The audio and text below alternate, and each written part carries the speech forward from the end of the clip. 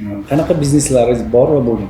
Yil oxirida bir marta bizda umumiy o'sha jarayonni muhokama qilish bo'ladi. O'zim borsam ishlaydi ishxona, bormagan paytim ishlamaydi.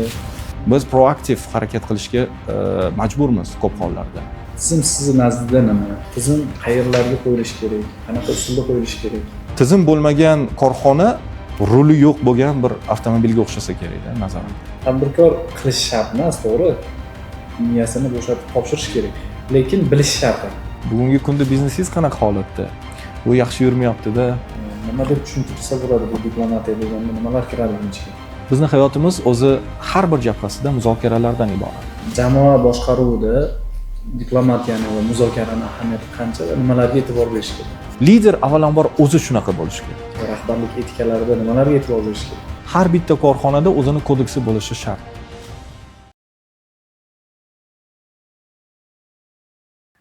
Assalomu alaykum. Tizim bu xotirjamlik shiori ostida o'sish nuqtasi podkastimizni navbatdagi sonini boshlaymiz. Bu sonda o'ylaymanki, jamiyatimizni rivojiga yana bir karra hissa qo'shadigan soha vakili taklif qilingan va bu qahramonimiz diplomatiya bo'yicha, umuman etikalar bo'yicha yaxshi mutaxassis deb bilamiz. Taklifimizni qabul qilganingizga avvalo rahmat, Mirshod aka Shakir. Xush kelibsiz. Shunaqami? Men avvalambor katta rahmat janob Bobur Musaboyev taklif uchun. Aytishganida men ko'p o'ylamadim. Darrov rozilik bildirdim. Chunki siz to'g'ringizda yaxshi pozitiv fikrlarim bor edi. Kuzatuvlarim natijasida baraka toping, xayrli ishga qo'l urgansiz. Va boshlagan bu podkastingiz ham umid qilamanki, xayrli, manfaatli bir loyihalardan biri bo'ladi inshaalloh. Mirshod aka, xush kelibsiz avvalo. Qabul qilganingizdan men xursand bo'ldim. Rahmat. Men sizni taniganimdan boshlab ancha yaxshi taassurotlarim bor, yaxshi ma'lumotlar oldim Instagramingizni kuzatib. Va sizni ilindim, ma'lumotlaringiz xalqimizga ham muhim, bizning auditoriyamizga ham muhim, biznesmenlar uchun muhim deb o'yladim. Keling bir o'zingizni tanishtirsangiz. Sizni kim deb atasak bo'ladi? Biznesmen yoki diplomat yoki yana ham yaqindan tanisak? Mana shu savolga ko'p hollarda o'zim qiynalardim javob berishga. Chunki biz O'zbekistonlikmiz. O'zbekiston sharoitida o'sganmiz, tug'ilganmiz, voyaga yetganmiz va biznesni O'zbekistonda boshlaganmiz vaqtida. Va tadbirkor deb bitta so'z bilan o'zimizni atar edik vaqtida. Bugungi kunga kelibchi tadbirkor bo'lganda ham bir nechta sohalarga murojaat qilishga majbur bo'lganmiz. Ya'niki u tekstil bo'ladimi, oziq-ovqat bo'ladimi, qishloq xo'jaligi bo'ladimi, polimer industriyasi bo'ladimi, logistika bo'ladimi va hokazo. Qayerda imkoniyat topilsa, o'sha tarafga qarab yurganmiz vaqtida. Va bugungi kunga kelib, balkim o'shani mevasidir, alhamdulillah, ko'pchiligimizda, ya'ni O'zbekistondagi ko'p tadbirkorlarning sifati bu desam adashmayman, chunki ko'p tadbirkorlarimiz ko'p sohalardan xabarlari bor. Bir necha sohalarga murojaat qilgan holda bir nechta bizneslar yaratishyapti bugungi kunda va men ham istisno emasman. Bugungi kunda men o'zimga beradigan tasnif eng birinchi navbatda tadbirkorman. Diplomatiya sohasidan o'z faoliyatimni, professional hayotimni boshlaganim uchun diplomat desam ham bo'ladi, ham hayotiy, ham professional nuqtai nazaridan va ayni bugunga kelib bu ikkala sohani birlashtirgan holda o'zimni dunyoda biznes diplomat deb pozitsioner qilishni boshladik. Nimaga? Chunki to'g'ri biznesmenmiz, ya'ni tadbirkorlik darajasidan balkim biznesmen darajasiga yetgan insondirman bugungi kunga kelib. Lekin biznes yuritish jarayonida biz strateg bo'lishimiz kerak, to'g'rimi? Har bir biznesmen bu strateg aslida. Va eng oxirgi trendlardan xabardor bo'ladigan ham o'zi aslida biznesmen bo'lish kerak. Va oxirgi trendlardan biri bu aynan diplomatik instrumentlarni to'g'ri qo'llay olish instrumenti. Bugungi kunda juda ham tez o'zgarib borayotgan VUCA zamonida tadbirkorlarimiz juda ham moslashuvchan bo'lish kerak. Da noaniqlik ko'p hozir. hech qanaqa bir aniq formulani o'zi yo'q. Biznesni qanday rivojlantirsak bo'ladi, qanday yuritsak bo'ladi va hokazo. Har kimning muvaffaqiyat yo'li har xil. Tak? Shu narsani inobatga olib, baribir biz aytadiganimiz asosiy fundamental bugungi kunda kerak bo'ladigan instrumentlardan biri bu diplomatiya. Diplomatiya nafaqat biznesda, balkim hayotda ham. Bu to'g'risida kechroq yana keyinroq chuqurlashamiz. Kelinglar, bo'lmasa kuzatuvchilarga murojaat. Ya'ni biz bu ko'rsatuvimizni birinchi qismida biznesga tizimni ahamiyati haqida gaplashamiz. Biznesmen sifatida mehmonimizning fikrlarini bilamiz va ikkinchi qismda xalqimizga, biznesmen bo'lsin yoki oddiy aholi bo'lsin, diplomatiyani ahamiyati qancha, diplomatiya o'zi nima va nimalarga e'tibor berish kerak bunda. Millatimiz diplomatiyaga hozirgi kunda qanchalik muhtoj kabi masalalarni ko'rib chiqamiz. Yana ham bir tanib olish uchun savol bersam, qanaqa bizneslaringiz bor va bo'lgan? Bugungi kunda bizda Xitoyda ishlab chiqarish bor. Ya'ni biz pled va oddellar ishlab chiqaramiz. Bu uy tekstili hisoblanadi. Investormiz shu yerda yoki Shareholderman, ya'ni soучредительman. O'zbekchada ta'sischi. Ta'sischilardan biriman. Aynan bizda o'sha bugungi kunda yo'q. Yo'q. Boshidan aralashmaysizmi shunda? Yo'q, boshidan aralashganman. Ko'proq biz masalan o'sha sheriklarimiz bilan bo'lishib olganmiz. Kimdir moliyada kuchli bo'lsa, u moliya qismini o'z bo'yniga oladi va jarayonni boshqaradi. Endi strategik masalalar bo'yicha-da. Menda uni marketing va sotuv bo'limi edi. Sizda marketing va sotuv. Xuddi shunday. Demak, marketing sotuvdan savollar bersak bo'ladi. Aqlimiz yetgancha, tajribamiz boricha javob berishga harakat qilamiz, albatta. Va mana shu marketing sohasini 2016-yildan to 2019-yilgacha ko'p hollarda boshqarishga to'g'ri kelgan. Undan keyin hozir bugungi kunda mutlaqo hech qaysi bir bo'limda yo'qman. Shunchaki bo'ladigan o'sha hisobotlarni ko'rib chiqamiz. Sheriklar bilan birgalikda yangi loyihalarga qo'l urishga harakat qilamiz. Mana shunaqa yurityapmiz. Demak, strategiyaga ham aralashmaysiz, faqat investor sifatida. Yo'q, strategiyada bormiz. Nimaga? Biz har yilda bir marta uchrashamiz. Qaysidir mamlakatda. U bo'lishi mumkin Amerika Qo'shma Shtatlarida, mutlaqo neytral bo'lgan zonada. U bo'lishi mumkin Bangladeshda, u bo'lishi mumkin Xitoyda ba'zi hollarda. Выставkalar bo'ladi. Ko'p выставkalarga hozir bormayapman, lekin avvallari o'sha Guangzhouda biz har yilda 2 marta bo'ladigan Kanton выставkasida har doim aktiv ishtirok etib kelyapmiz. Strategiya tuzishda albatta bizni qo'limiz bor. Biz bo'lmasa korxonani ertangi kunini boshqarish masalasi, uni ertangi kelajagini ko'rish masalasi qiyin.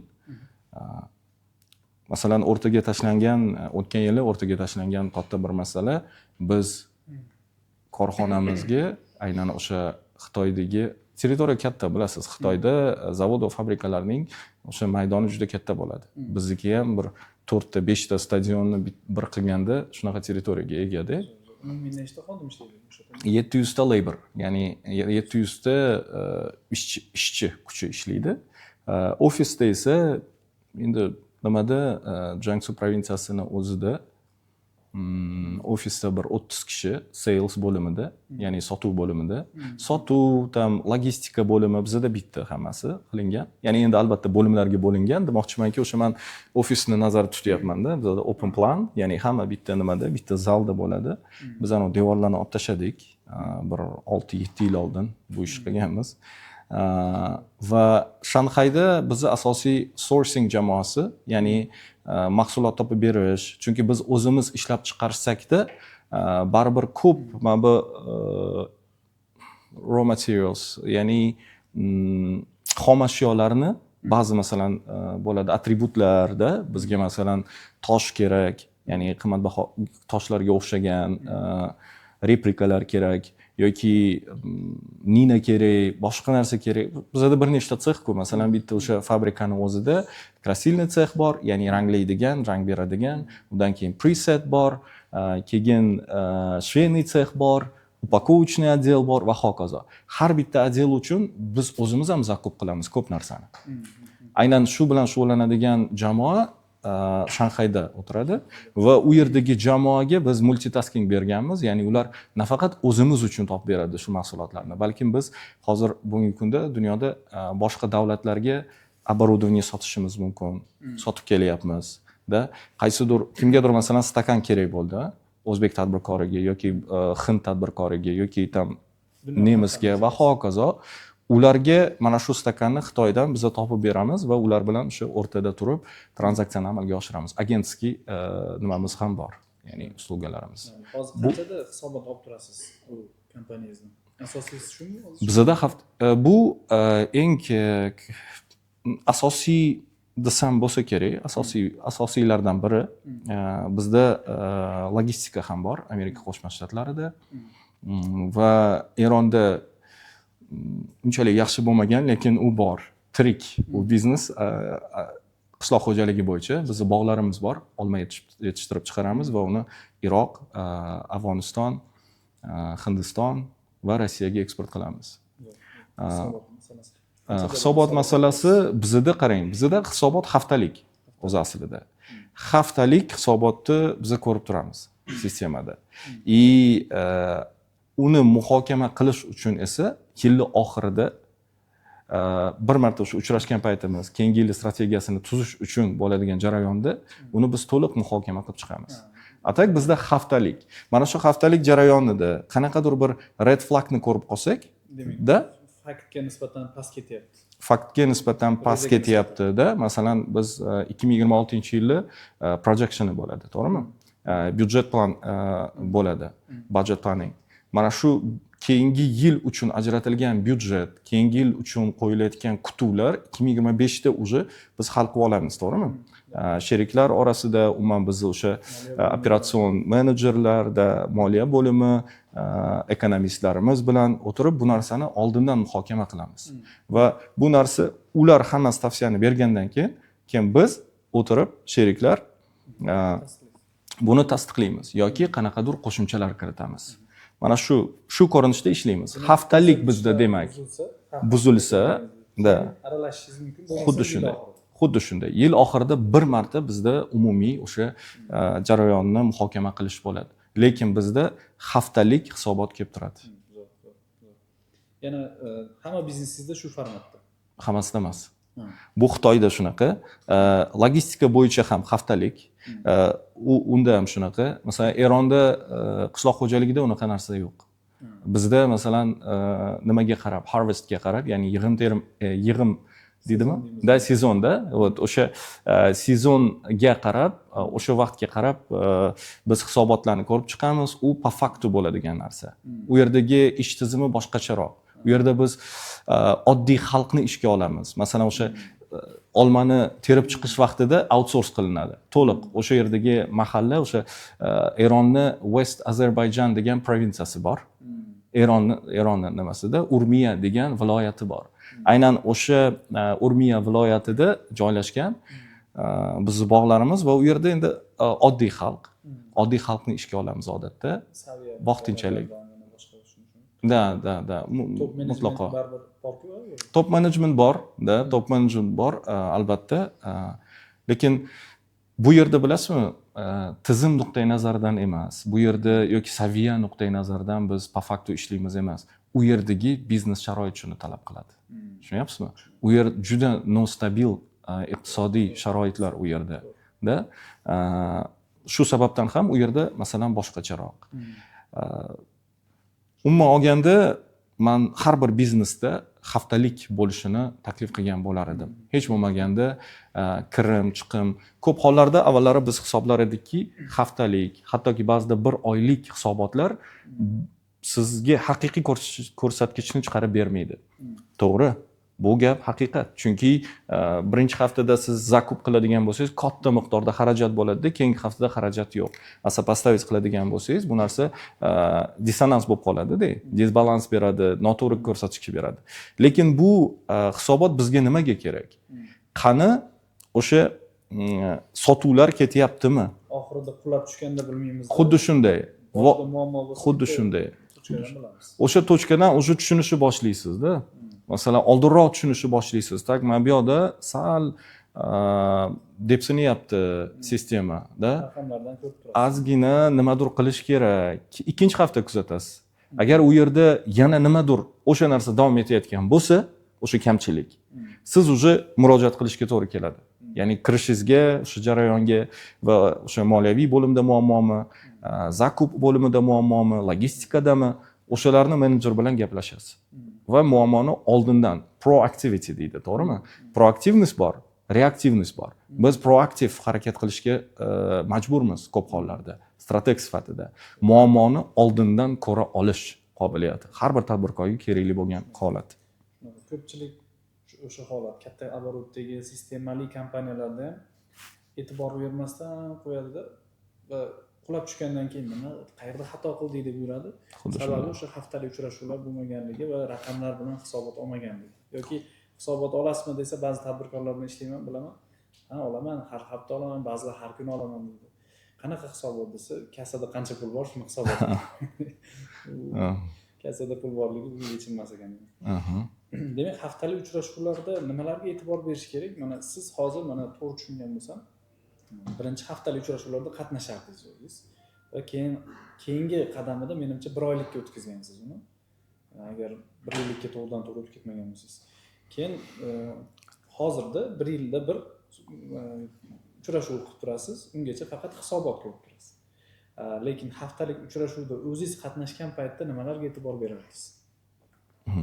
Bizda bu jarayon 2015-yildan boshlangan. Bizda har hafta Monday Talk degan narsa bor va Friday Talk bor. Monday Talk va Friday Talk.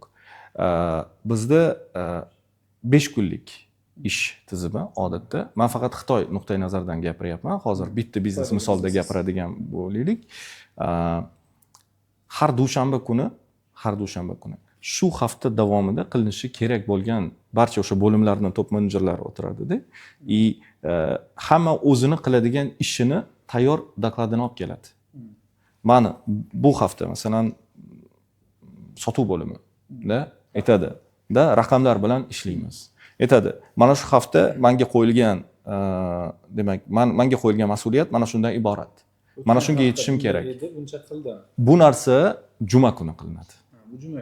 Juma kuni. Friday Talk bu shu haftani natijasi.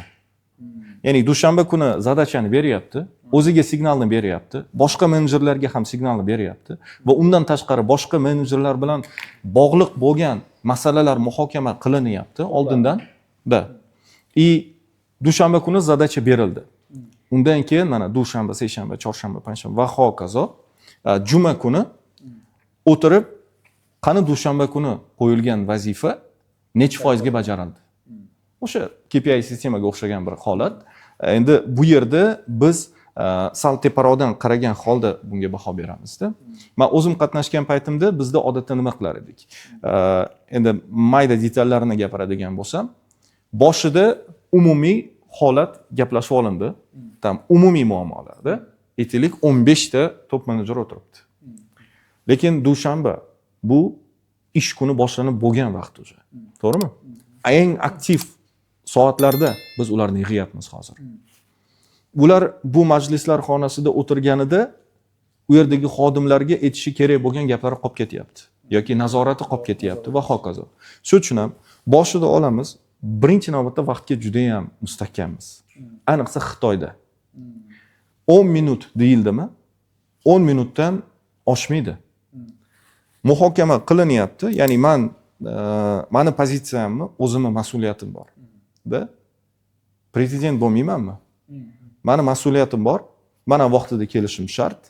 Da agar men vaqtida kelmasam toshbo'ron qilishadi. Tushunyapsizmi? Chunki biz ham ularga shunaqa talabni qo'yganmiz va mana shu menejerlarni o'zi ham toshbo'ron qiladi. Ki nimaga siz kech qolyapsiz? Va undan keyin siz juda ham cho'zib yuboryapsiz deydi. Tushunamsiz? Masalan 10 daqiqa deyildimi? Menga 10 daqiqa berildi. Rahbar bo'lsa ham bemalol bu narsani biz yo'lga qo'yganmiz va holanki Xitoy kulturasida rahbarga nisbatan juda baland Ya'ni ular qo'rqib gapirishadi, loban deb anaqa juda ham boshini egib gapirib mana shunaqa qiladi. Bizda ta'sischilardan birortasi ham xitoylik emasda. Bizda ta'sischi sherigim o'zlari tegi hindistonlik, lekin boshqa davlatda ulg'ayganlar, juda bir global mindsetga ega inson. Va jamoa ham xalqaro jamoada. Faqat xitoyliklardan iborat emas. Shuning uchun ham biz harakat qilganmiz Yevropa standartini, G'arb standartini u yerda qo'llashga. Va masalan, birinchidan vaqtga e'tibor berilyapti. Men o'z pozitsiyamni aytib bo'ldim. Muammolarni aytib bo'ldim. Hammaga tegishlimi? Hammaga tegishli. Tegishli bo'lmagan insonlarni javob berishimiz kerak. Mana keyingi masalan, men o'zi sotuv bo'limi bo'yicha, bu yerda logistikani ishi yo'q, marketingni ishi yo'q va hokazoda. Umumiy qism tugadimi? Bo'ldi. Men o'zi logistikani javob beraman, boring ishingizni qiling. Yoki marketingni javob beraman. Keyingi masalan, qaysidir mavzuga, qaysidir bo'limga xos bo'lsa, o'shalarni ushlayman bo'ldi. Demak, birinchi umumiy mavzu bo'ladi. Umumiy mavzu bo'ladi. Mavzu tugasa, bitta mavzuni ko'rib chiqiladi, o'sha mavzuning ruxsatini beriladi rahbariga. Xuddi shunday. Xuddi shunday. Ya'ni majlisni biz umumiy mana soat 8 da boshlandimi? 8:30 gacha 15 ta odam kutib o'tirmaydi. Qancha vaqt bo'lishi kerak majlis? Endi masalaga ko'tarilayotgan masalaga bog'liq o'zi aslida. Majlis qancha kam bo'lsa, shuncha yaxshi, kamroq bo'lsa. Endi ba'zida brainstorm bo'ladi va hokazo. Ko'p hollarda bilasizmi, majlisni men alohida xonalarda emas, oxirgi paytlar men o'zim borib, ularning xonasiga kirib, qaysi bir bo'limga nisbatan agar meni fikrlarim bo'lsa, sotuv bo'limiga kelaman yoki hozir aytdim-ku, biz sotuvni ham, marketingni ham, logistikani ham katta bir bo'lim nima qilib qo'yganmiz, ya'ni katta bir xonada hamma o'tiradi. O'sha joyga borib, ular meni oldimga chiqmaydi-da, men ularning oldiga tushaman. Men ularning oldiga tushib, hammasi o'tirgan joyidan ishini ham qilyapti va meni ham tinglayapti. Endi bu albatta siz ko'tarayotgan masalaga bog'liq. Siz balkim nimadir e'lon qilyapsiz, kimgadir yoki tanbeh bermoqchisiz, qanaqadir yangi proyektni muhokama qilmoqchisiz yoki shunchaki xabarini bermoqchisiz. U uchun alohida ularni o'rnidan majbur qilib olib chiqib tepaga vaqtini olish kerak emas deb o'ylayman. Rahbar o'zi tushishi kerak bo'ladi o'sha nimani oldiga. Endi bizda shunaqa hozir taktikalar paydo bo'ldi. Atak majlislar endi kamida 15 daqiqa davom etadi. Eng ko'pi bilan 1,5 soat. Undan ko'p. Bizda haftalik uchrashuvlar bo'ladi, obedgacha bo'lib ketadi. Voy, juda anaqada. Bu masalan vaqtingiz o'tib ketadi-da, bekorchi gaplar ko'p. Nima qilmoqchisiz, nima qildingiz? Keyingi hafta nima qilmoqchisiz, nima qilmoqchisiz degan narsa. Demak, biz uni juma kuni qiladigan ishimizni ham bittada qilib qo'yapmiz. Bilasizmi muammo nimada? Muammo shundaki, majlisga tayyorgarliksiz kelishadi. Ko'p hollarda masalan, nimaga biz bu narsaga katta urg'u berganmiz? Ya'ni vaqt nuqtai nazaridan. Majlisga kelasizmi? Majlis qaysidir ma'noda muzokara, to'g'rimi? Muzokaraga tayyorgarliksiz borgan opponentidan albatta tarsaki yeydi. Albatta u muzokarada yutqazib chiqishi ehtimolligi katta. Tayyorgarliksiz borgan, muzokaraga tayyorgarliksiz borsangiz, bu ehtimolligi katta yo'qotishingizni. O'sha uchun ham majlisga ham kelganda har bir o'sha top menejer tayyor hisoboti bilan kelish kerak. Ularda checklist tayyor qo'lida o'zi. Bilasizmi? Checklisti bilan keladi. Checklistida hamma o'sha savollar tayyor bizda, layout bor, forma bor. O'sha formani to'ldirib keladi. O'sha formani to'ldirib kelganda, o'sha u forma hammada spreadsheet, ya'ni spreadsheetlar tarqatiladi, hamma ko'rib chiqyapti. U bo'yicha menda qaysidir savol bo'lsa, men savol bilan murojaat qilaman. Mana bu vaqtda biz o'zi ancha tejaymiz. Yoki kimdir qaysidir muammoni ko'tarmoqchi, majlisga kelganda o'sha muammoni ko'taradi va unga yechimlarini taklif sifatida ham bir nechta alternativalarini olib keladi. Tushunyapsiz-a? Endi bu narsaga biz bir kunda kelmaganmiz. Bu ham yillar davomida davay bundoq qilamiz. Keling, mana bundoq qilamiz. Keling, majlisni yana qisqartiramiz. Nimalar qilish kerak majlisni qisqartirish uchun? Mana bu narsalarga ahamiyat berish kerak. Davay majlisga mustahkam tayyorgarlik ko'rib boramiz. Xuddi investorlar majlisi, sovet direktorov majlisiga o'xshab tayyorlanib borishimiz kerak. O'shadagi bu darajaga chiqqungacha tizim kerak bo'ladi. Albatta. Ko'pchilik Bu narsalarni gapirsa hali biznes boshlang'ich etapida bo'lsa qanaqa qilib deydi, bu yoqda o'zi xodim ketib qolyapti, ishchilar vaqtida kelmayapti, o'zim borsam ishlaydi ishxona, bormagan paytim ishlamaydi, qanaqa qilib men bu narsalarga yetaman deydi. Shuning uchun u etapga bo'lgungacha tizim bo'lishi. Tizim sizni nazdingizda nima? Tizim qayerlarga qo'yilishi kerak, qanaqa usulda qo'yilishi kerak? Shu haqida gaplashsak. Tizim nazarimda har bir narsani, bu mavjudot bor ekanki, har bir narsani asnosi hisoblanadi. Bu fundamental bir prinsipda. Usiz hech narsa yurmaydi. Nafas olishimiz ham bir tizim natijasi, to'g'rimi? Tizim yo'q bo'lgan davlatlarni rivojlanishini ko'ringda. Masalan, o'sha Afrika davlatlarida tizim yo'q. Nimaga ular qolib ketishdi? O'sha vaqtida. Nimaga bugungi kunda mutlaqo hech qanaqa bir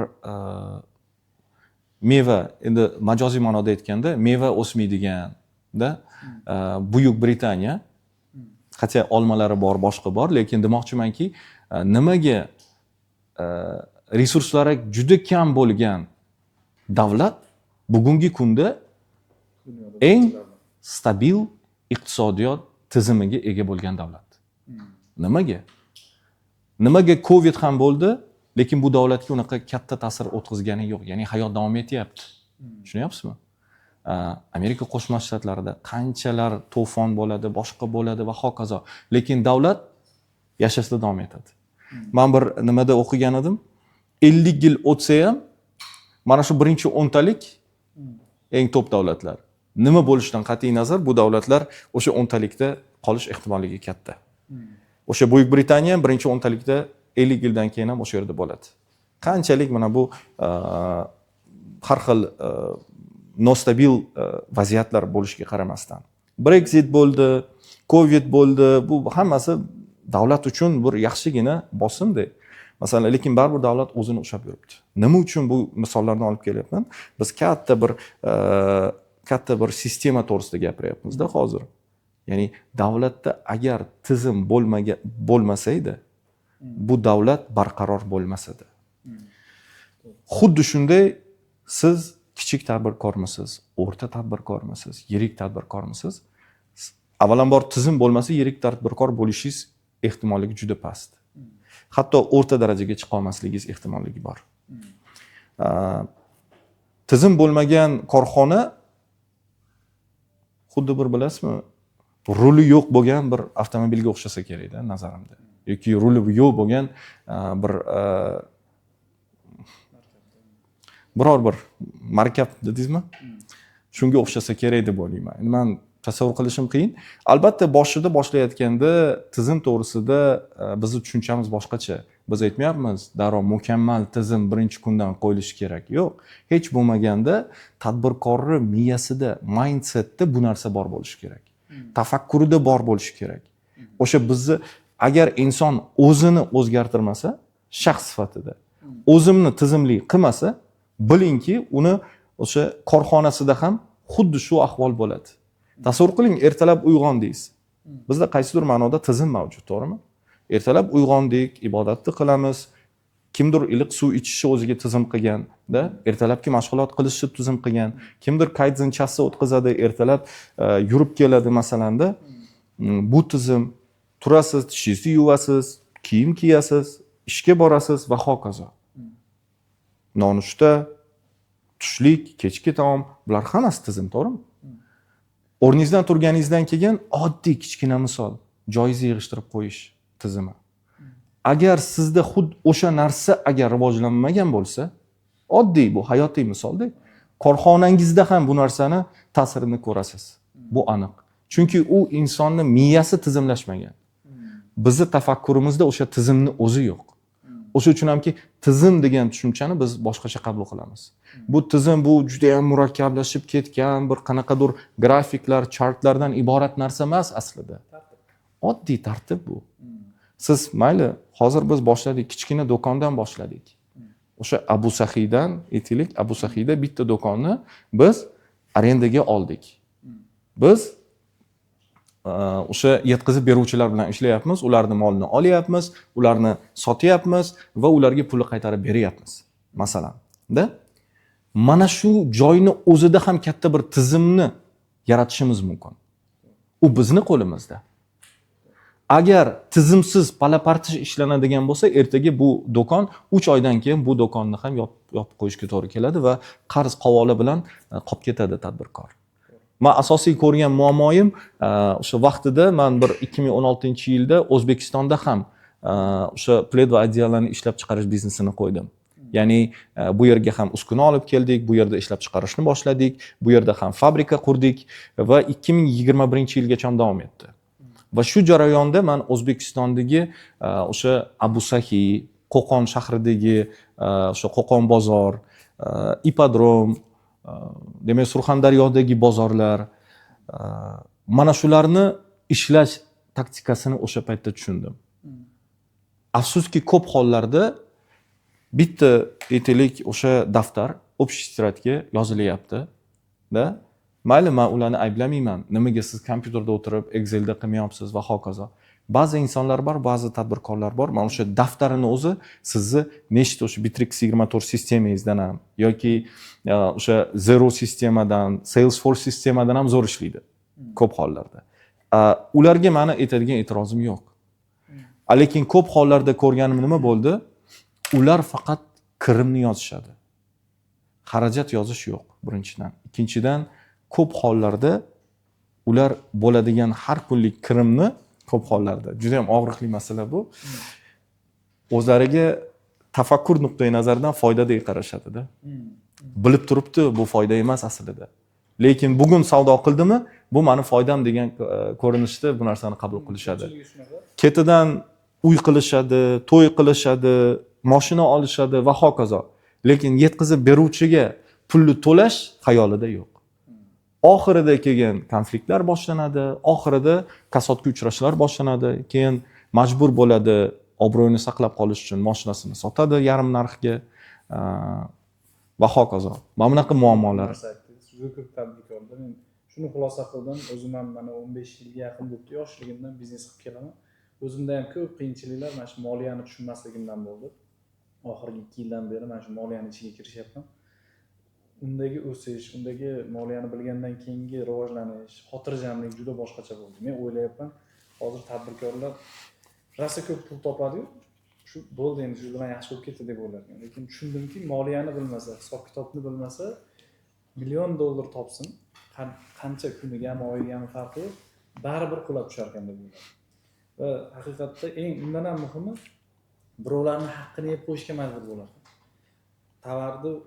Tovarni ichida turibdi bu pul yoki umuman birovning puliga mashina minib yurgan bo'lishi mumkin. U qo'liga tushgan pulni o'zimniki deb o'ylaydi-da, ba'zi hisob-kitobda bor, mana skladda turibdi-yu, tovar deydi-da, yaxshi mashina oladi, ota-onasini umraga, hajga borib keladi, lekin aslida u halol pulmigan deb o'ylayman-da, chunki pul bo'shadi, endi u ta'minotchining pulini berish kerak. Va yana biznesda keyingi rivojlanishlar uchun marketingga pul ajratish kerak edi. Ularni ham yeb qo'yapti. Xuddiki bir kitobda o'xshatish qilinishadi-yu. Tilla tug'ib turgan tovuqingizni yeb qo'yapsiz. Xuddi shunday. Endi yana bir shu yerda boshqa bir yana qo'shimcha bir tafakkurga bog'liq bo'lgan masala bor-da. Ko'p nafaqat tadbirkorlarimizga tegishli, umuman yoshlarimizga tegishli. Bugun 10 so'm ishlab yuribman. Meni xarajatim aytaylik 8 so'm tashkil etadi. Ertaga men 15 so'm ishlashni boshlashim bilanoq men xarajatimni srazu 13 so'mga ko'taraman yoki 15 so'mga ko'taraman. Avtomatik ravishda. Bilasizmi? Bu mindsetga bog'liq. O'sha 8 so'mlik xarajatni ushlab qolsa bo'ladi inson. Yo'q. Ko'p hollarda men bu narsani ko'rdim. Daromadni ozgina ko'payayotganini ko'rishligi bilanoq darrov xarajatni ham ko'paytirishni boshlashadi. Ekonom klassda uchib yurganlar biznes klassga uchishni boshlaydi. Men nima biznes klass, men nima ekonom klassda uchaman, shuncha daromad ko'ryapman. Aslida bu juda ham tor o'ylash. Tushunyapsizmi? Yoki yo'q bo'ldi, mashinamni yengillashim kerak. Yoki mana bu yerdan men endi qaysidir boshqacharoq rayonda yashashim kerak. To'g'ri, bu orzular, bu niyatlar yomon emas. Inson hamisha orzuni, niyatini yuqori darajaga qo'yish kerak haqiqatda. Katta orzular qilish kerak. Lekin unga ozgina vaqt borda. Ozgina sizni o'sha o'sayotgan daromadingiz stabillashishiga imkon bering. Undan keyin siz xarajatlar strategiyasini qayta ishlab chiqing. Undan keyin ana unda biz aytishimiz mumkinki, sizni darajangiz ko'tarildi. 2 oy yaxshi daromad ko'rganingiz bu degani emas, что sizni darajangiz ko'tarildi. Siz 1 yil vaqt bering. Zakotni ham bekorga 1 yil deb sizga vaqt bermaydi. 1 yil bo'lgan bo'lishi kerak o'sha daromadga, to'g'rimi? Islom dinimizni ham asosi o'zi aslida hammasi mantiqqa asoslanganda va biz ham biznesni ham shu mantiqqa asoslanib yurg'izishimiz kerak deb o'ylayman. Mana haqiqatda qanaqa bo'ldi desa, moliyani men oldin qilmagan edim biznesimda, moliya tizimini endi moliyachilarga pulini beraman, qilib beradi deb o'yladim. O'zim moliyani bilmaganimdan keyin u ishlamadi. Qachon o'zim moliyani tushundim, keyin u ishlashni boshladi va eng qizig'i shunaqa bir baraka bo'ldiki, oldin 20% masalan shunga nisbatan 20% meni sof foydam bo'lsa agar, endi o'shandan men 10 ming dollar oyiga topayotgan bo'lsam, endi o'sha foydamni qanchasidir kechdimda biznesimda tursin o'sha pul, qanchasidir marketingga reinvestitsiya qildingiz. Reinvestitsiya qilib qoldirdim va o'zimga kamaytirdim. Endi eng qiziq har bir insonning narxi bo'lar ekan, masalan men o'sha 10 ming topadigan inson bo'lsam, men endi 20% dan emas, 10% dan 10 ming topishga harakat qilar ekanman. Va tezda baraka kirishni boshlar ekan va bu yerda marketingda boshqada fond ajragandan keyin endi sizni yana ham ambitsiyalaringiz kattayib, biznesingiz kattayishni boshlar ekan. Bu naborot tez o'stirar ekan biznesni. Xuddi shunday. Bizni farqimiz ham shundaki, agar masalan aytamiz-ku, dunyoni ma'lum bir foizigina rivojlanib ketyapti. Nimaga degan savol ko'p berishadi-da. Nimaga biz rivojlanmayapmiz? Nimaga bizda unaqa imkoniyatlar yo'q? Aslida uni o'zagida kichkina narsa yotadi-da. O'shani texnikasini tushunish. Bo'ldi. Vot kimdir ko'rasiz, qaysidir karatist keladi-da, aytaylik, necha yillik tajribasi bor, sizni bitta ikkita harakat bilan yoki aikidoda bitta ikkita harakat bilan sizni shunday joyga yotqizib qo'yadi. Siz uchun bu narsa ilmiy darajada bir mumkin bo'lmagan bir narsa-da, bir mo'jiza deb qaraysiz bu narsaga ba'zi hollarda. Vaholanki uni sizdan farqi u sehrgar emas. U ham sizga o'xshagan oddiy odam, shunchaki o'sha aikidoning texnikasini o'rgangan xolos. Sizni ko'zingizda u mo'jizakordek ko'rinyapti. Biznesda ham xuddi shunday. Ozgina siz biznes ilmini oling, ozgina biznes egasimisiz, ozgina o'sha moliyadan xabardor bo'ling. Hech bo'lmaganda ertaga sizni moliyaviy menejeringiz kelib sizni aldamasligi uchun yoki hech bo'lmaganda u olib kelayotgan hisobotlarni siz o'qiy olishingiz uchun. Yangi proyekt boshlamoqchi bo'lsangiz, diversifikatsiya qilib biznesda yangi o'sha biznes rejasini tuzish uchun sizda yetarli moliyaviy bilim bo'lsin. Ekspert bo'lishi shart emas. Ekspertlaringiz bor. Ekspertlaringiz sizdan aqlliroq. Bu to'g'ri va aniq va shunaqa bo'lishi ham kerak.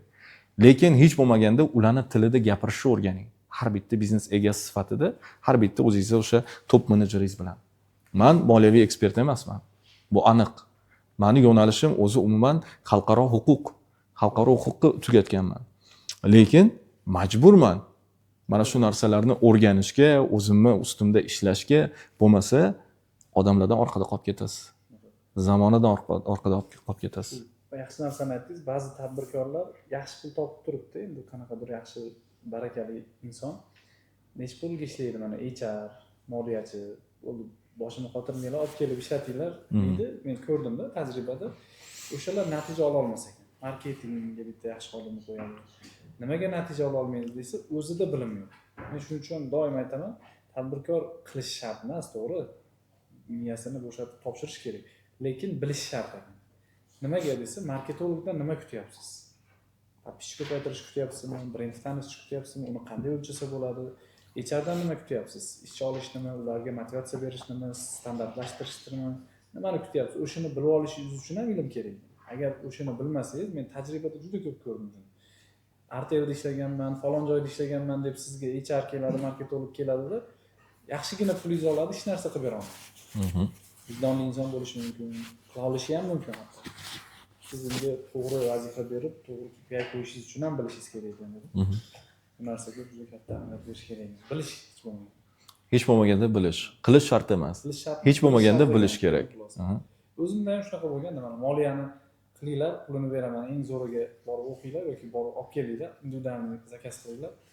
Hatto natija bo'lmadi. Qachon o'zim bildim va bilganimdan keyin nima so'rashni bildim. Nimani talab qilishni. Bilasizmi, meni ham ancha odam qilgan bu Xitoy bo'ladi. Chunki Xitoyda bizni o'sha eng yomon ko'radigan odamim nima edi? Accountantlar, ya'ni buxgalterlarimiz. Hammasi ACCA, kvalifikatsiyasiga ega, hammasi yuqori darajada o'sha Big Fourlarni mahsuli ko'pchiligi o'sha bizda. Va bir hindistonlik buxgalterimiz bor, ayol. Juda ham bir nima deydi, Mavlana yevrey deb atayman odatda. Endi bizda nimada bor-ku, что yevreylar juda bir juda ham detail oriented bo'ladi, ya'ni detallarga ahamiyat beradigan, ushlagan joyini qo'yib yormaydi. O'sha buxgalterimni ko'rsam, qochardim men rostini aytsam. Nimaga? Chunki u aytayotgan gaplarni men tushunmasdim. Marketing, men aytdim-ku, biz rahbar bo'lishimizga qaramasdan o'zimizni xodimimizdan ko'p hollarda qo'rqar edik. Mendan hozir bir narsani talab qilib olish kerak. Yoki men qabul qilayotgan qarorlar qanchalik manfaatli, istiqbolli bo'ldi korxona uchun. Va o'sha paytda operatsionkani o'sha o'zimning bo'limimga mas'ul bo'lgan holatimda, operatsionkani tepasida turganimda, albatta har bitta bo'ladigan zakup uchun xarajatlar yoki qilinadigan sarmoyalarga albatta men javobgarman, chunki qarorni men qabul qilyapman. Bilasizmi? Vaholanki men o'zimga o'zim bu narsa hisobotni berishim kerak, lekin men o'sha buxgalterlar bizdan tortib olishardi ma'lumotni-da. Ko'p hollarda mana bu nimaga rasxod qilindi? Qani men bu yerdagi o'sha kassadan olingan pul, mana bu qismi qayerga ketdi degan savollar bilan meni rosa ko'p qiynardi.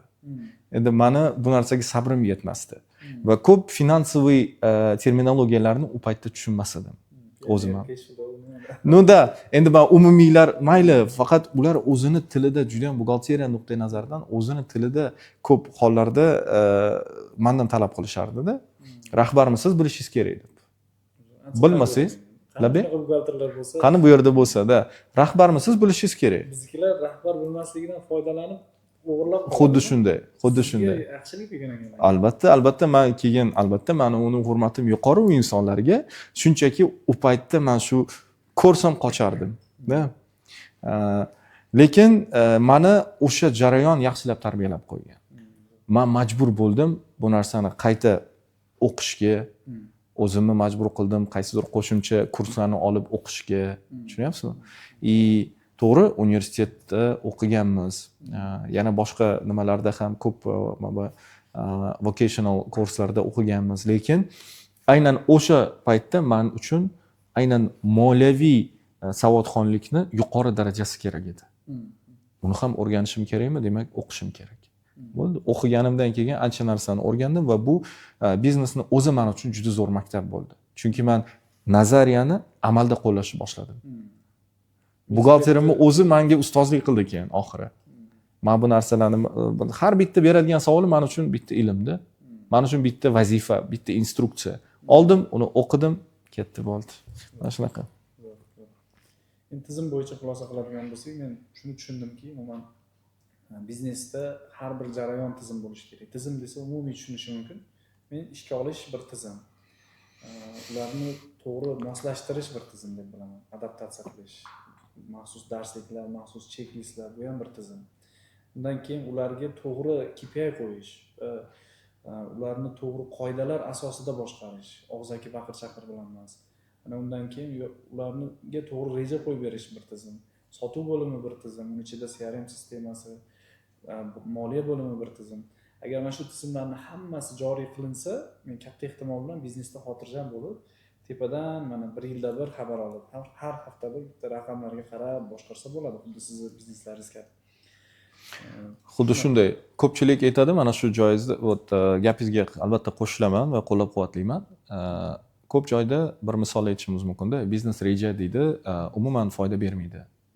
Biznes rejaga asoslanib ishlamaymiz deb ko'pchilik aytishadi-da. Shuning uchun biznes rejani umuman qilishmaydi, biznes plan. Bir biznesni boshlashdan oldin ko'p hollarda bizda biznes rejalar hammasi kredit olish uchun, banklar uchun tayyorlanadigan oddiy formatlarda, sun'iy narsalar, sun'iy sifralar va hokazo. Vaholanki xuddi shu narsani haqiqiy ham qilish mumkin-ku. O'zimizni hayotimizni yengillashtirish maqsadida. To'g'ri, biznes rejalar 100% ishlamaydi.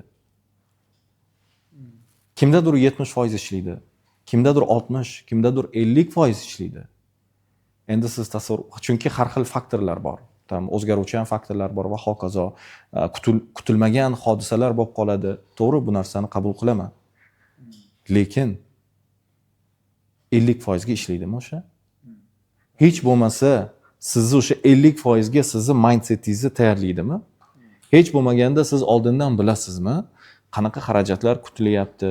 Mayli o'sha xarajat siz aytganingizdan 10% ga ko'proq bo'lsin. Lekin hech bo'lmaganda sizda o'zi qaysidir vision bor. Ya'ni o'sha narsani ko'ra olyapsiz taxminiy. Endi tasavvur qiling, o'sha biznes reja umuman bo'lmasa, vot mana bunda o'zi bizda xaos boshlanadi. Keyin savol berishadi. Bu pul qayerga ketdi? Nimaga men pul shuncha savdo bo'lyapti-da, nimaga foydam qani meni? Xarajat ko'payib ketdimi? Xarajatni qaysi bo'lim qilyapti va hokazolar. Tushunyapsizmi? O'zi odam o'tiradida, оборотni ko'rasiz, million оборот, bitta mashina sotib olaman dividendimdan deydigan bo'lsa, pul yo'q. Cash yo'q. Ya'ni cho'ntagida pul yo'q. Nima sabab? Tizimi yo'qligi. Boshida o'sha biznesni boshlashdan oldin biznes rejani mukammal qilmaganligi.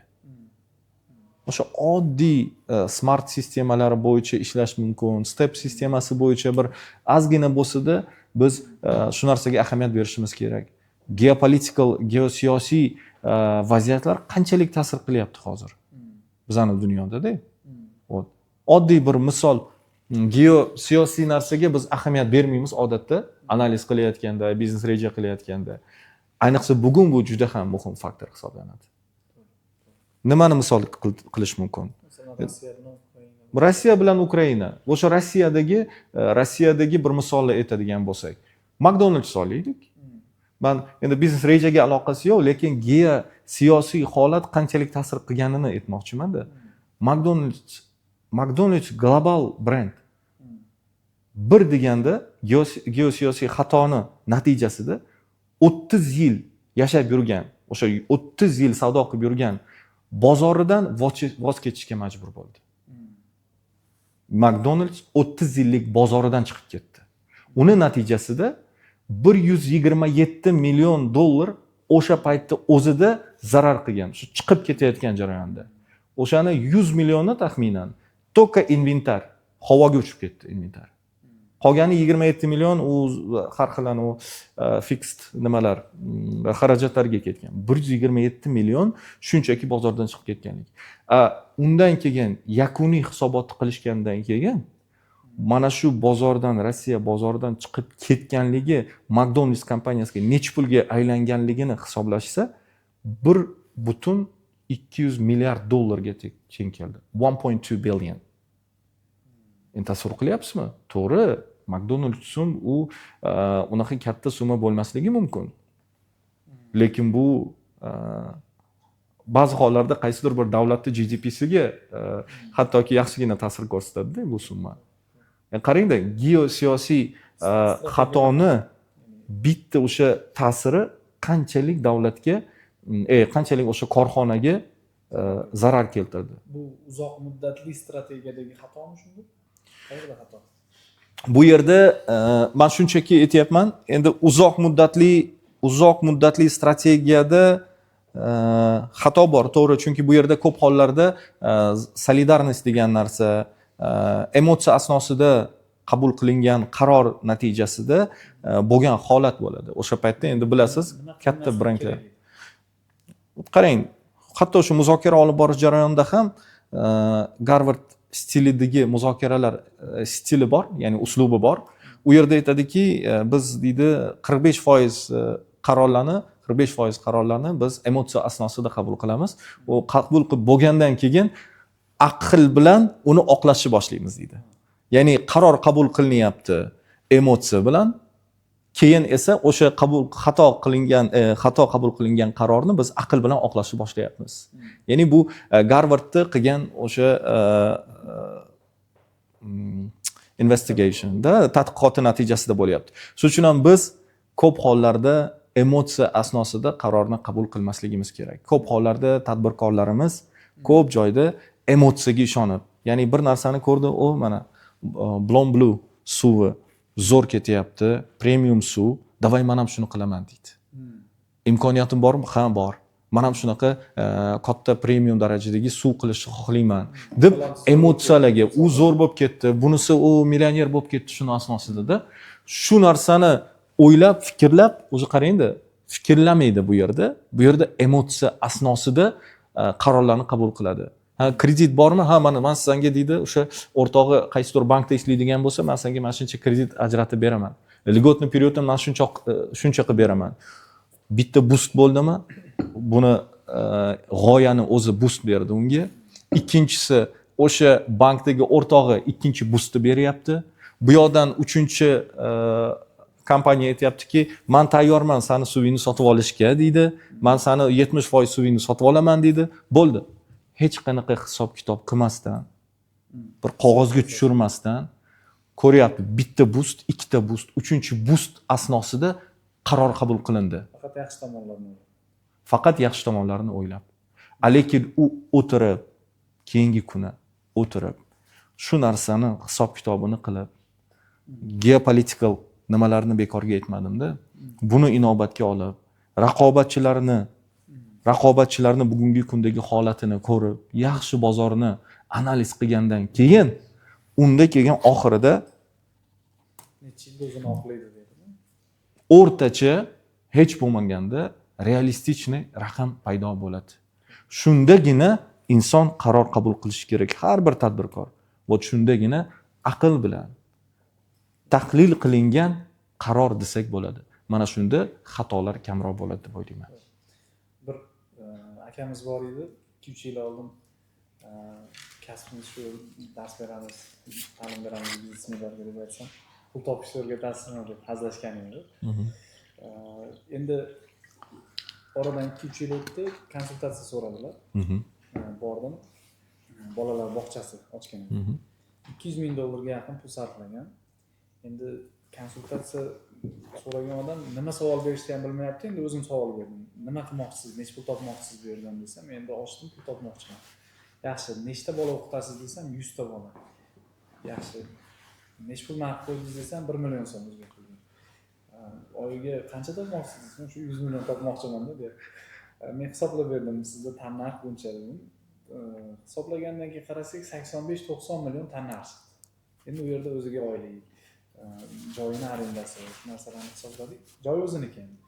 Obirjon joy o'zimizniki-yu, shunga olib tashlaylik buni deb.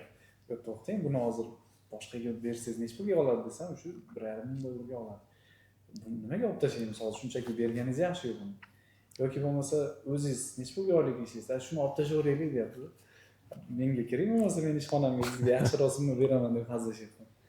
Demoqchiman, SSR paytida mustamlakalikdan chiqib mustaqil bo'lganda endi har bir millatda yoshi boshlanadi. Biz yosh millat bo'lib o'sib kelyapmiz va o'sha paytda disbalans bo'lgan deb bilaman. Kim nima savdoga kirsa, o'sha soha zo'r bo'lib ketgan.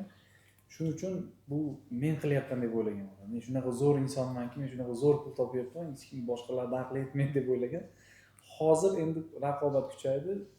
O'sha paytda to'plab qo'yganlar bor, lekin ishlatishni yaxshi bilmayapti. Shu 200 ming yoqqa sarflayapti, o'xshamayapti. Yana 500 ming yoqqa sarflayapti, o'xshamayapti. Oxiri nima qilishni bilmay qolyapti. Lekin miya hali ham o'sha to'siq ilm olish haqida o'ylamayapti. Shunaqa holat. Siz aytganingizdek, hisob kitob qilmasdan zo'r bo'lib ketadi. Kuniga buncha eganyapti. Hali 100 ta bolani to'ldirish kerak.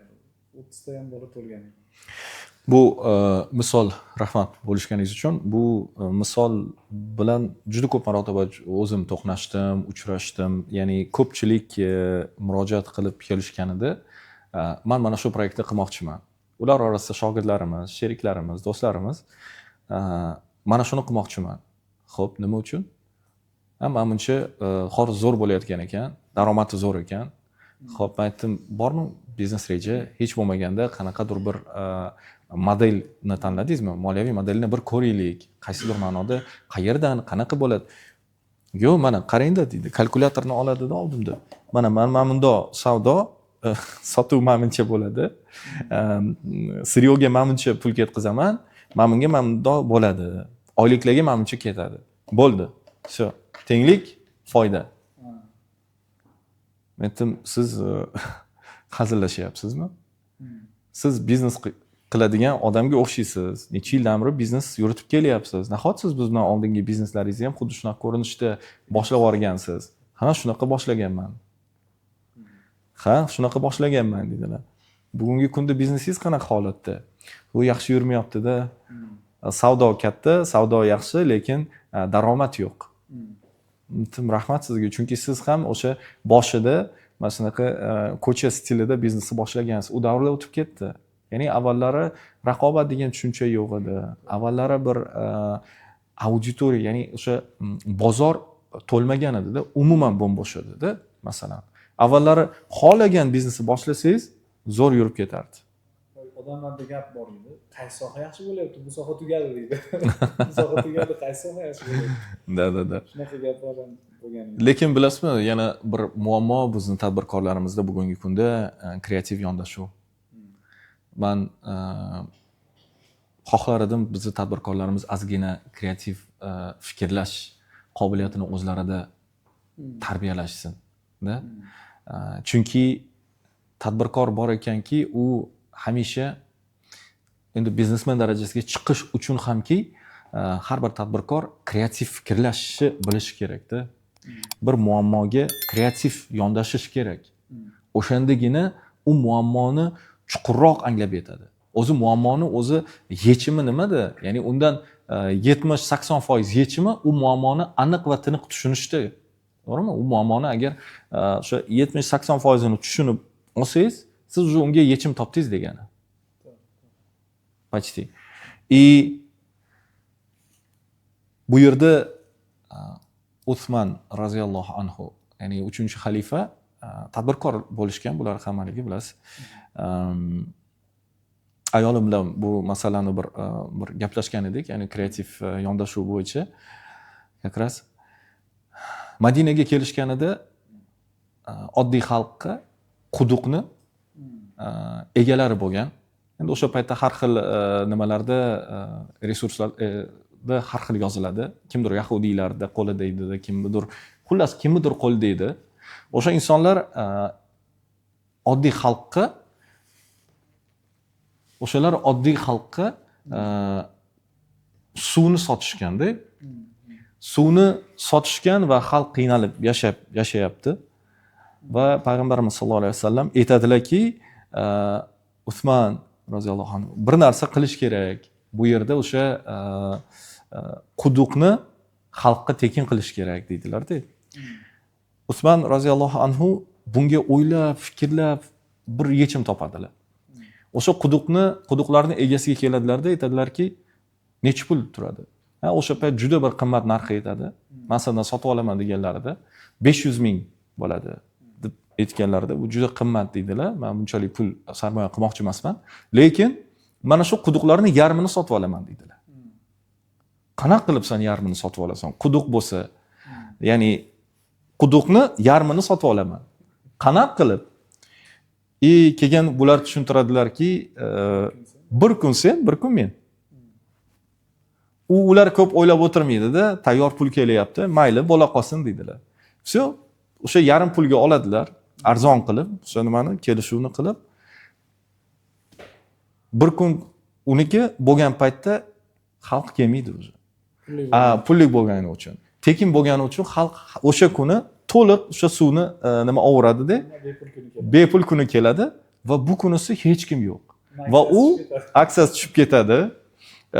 Kasodga uchraydi, qaysidir ma'noda, va o'zi keladi. Usmon roziyallohu anhu oldilariga keladiki, aytadiki, "Men deydi, juda ham qiynalib qoldim. Men tayyorman yarim narxiga berishga." Yarim narx emas, yarmidan yarmiga bersang olaman. Arzimagan summaga olaman. Endi qarangki, ya'ni qissadan hissa nima bu yerda? Hatto o'sha davrda ham Usmon roziyallohu anhuni qilgan harakatlari bu muammoga kreativ yondashuv bo'lgan.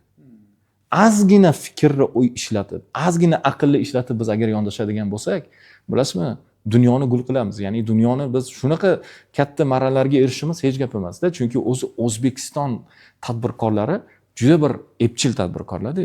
Juda epchil, yaxshi miyasi yaxshi ishlaydigan. Va xafa bo'ladigan tarafim, bizda kreativ yondashuv yo'q. Bir kishi mana shu ishni boshladi, mana shu biznesni boshladi, ketdi bu yog'i. Biz uni maymun biznes deymizmi ko'p hollarda? Ya'ni bir kishi shu ishni qildi, millioner bo'ldi, все, bu demakki, men ham shu ishni qilsam millioner bo'lib ketaman deb g'oyani o'sha inson yaratgan g'oyaga nisbatan hurmat yo'q. O'sha inson yaratgan brendga da yangi innovatsion qilgan yondashuviga nisbatan hurmat yo'q. Shundoq tayyor narsani olib, nusxa ko'chirib, yoniga unga raqobatchi bo'lib qolishyapti. Hattoki ba'zida o'sha brend nomlarini ham kopiya qilishni boshlashdi. Ko'p hollarda. Mana bu narsa bizni, bilasizmi, jamiyatimizni madaniyatini tushishiga sabab bo'ladi. Men xohlar edimki, tadbirkorlar orasida mana shu illat kamaysin. Bu shundagina bizda rivojlanish ko'p bo'ladi. Shundagina yangi g'oyalar paydo bo'lishni boshlaydi. To'xtab tur, mana shu suvni ishlab chiqaribdimi? Keyin mana shu suvni vitaminli variantini ishlab chiqaring. Brendi umuman boshqa, upakovkasi umuman boshqa xil. Men davay vitamin water ishlab chiqarishni boshlayman, masalan. Da? Yoki o'shanga kerak bo'ladigan upakovkani ishlab chiqaraman desin.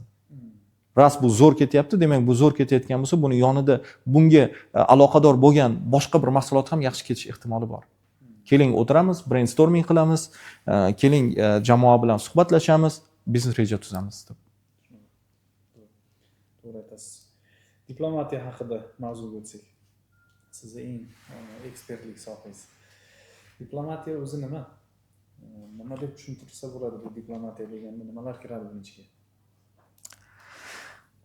Mana shu savolni berishganida juda bilasizmi, bu 1 soatlik javob deb o'ylayman diplomatiyani. Diplomatiya o'zi nima deganda, diplomatiya bu bitta narsa emasda.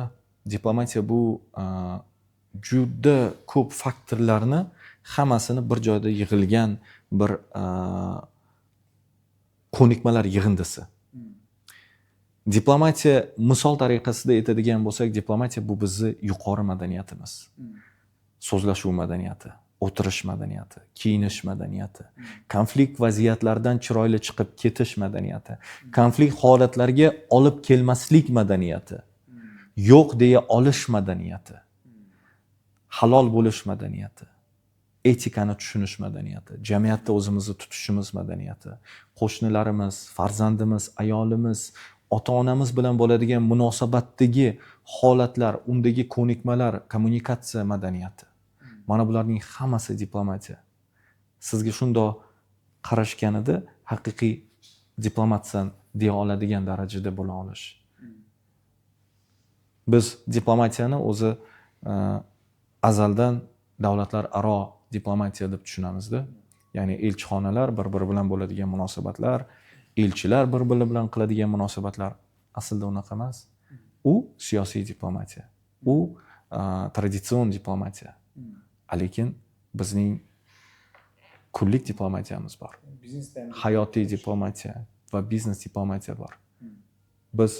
Men sizni oldingizga kelyapmanmi? Men sizni vaqtingizni hurmat qilgan holda sizga murojaatlar qilaman, oldindan strukturani tushunaman. Masalan, men shu podkastga kelyapman. Podkastga kelyapmanmi? Sizni qaysi dress kodda bo'lishingiz men uchun muhim. Qanaqa joyda o'tirib gaplashishimiz men uchun muhim. Bu yerga kelyapmanmi? Meni kayfiyatim yaxshi bo'lishi uchun nimalar ta'sir qiladi yoki sizni xafa qilib qo'ymaslik uchun men nimalarga ahamiyat berishim kerak? Men tayyorlanib kelishim kerak. Tushunyapsizmi? Va aynan mana shu narsalarga ahamiyat beradigan bo'lsam, men siz uchun ham jarayonni osonlashtiraman. O'zim uchun ham jarayonni osonlashtiraman. Men siz masalan hozir Andijondan kelyapsizmi? Men Andijonni shart-sharoitini inobatga olib, u yerdagi madaniyatni, u yerdagi so'zlashuvni, boshida masalan o'rnimizdan turib, ko'rishgandan keyin yana o'rnimizdan turib so'rashishimiz degan narsani man haqiqatda Andijonda ko'rdim bu narsani. Keyin Qo'qonda ko'rdim. So'rashib bo'lgandan keyin kelib o'tirgandan keyin qaytib yana o'rnidan turib so'rashishar ekan. Bu madaniyat, bu diplomatiya. Diplomatiya o'zi vaqtida bizni ota-bobolarimizda juda kuchli bo'lgan.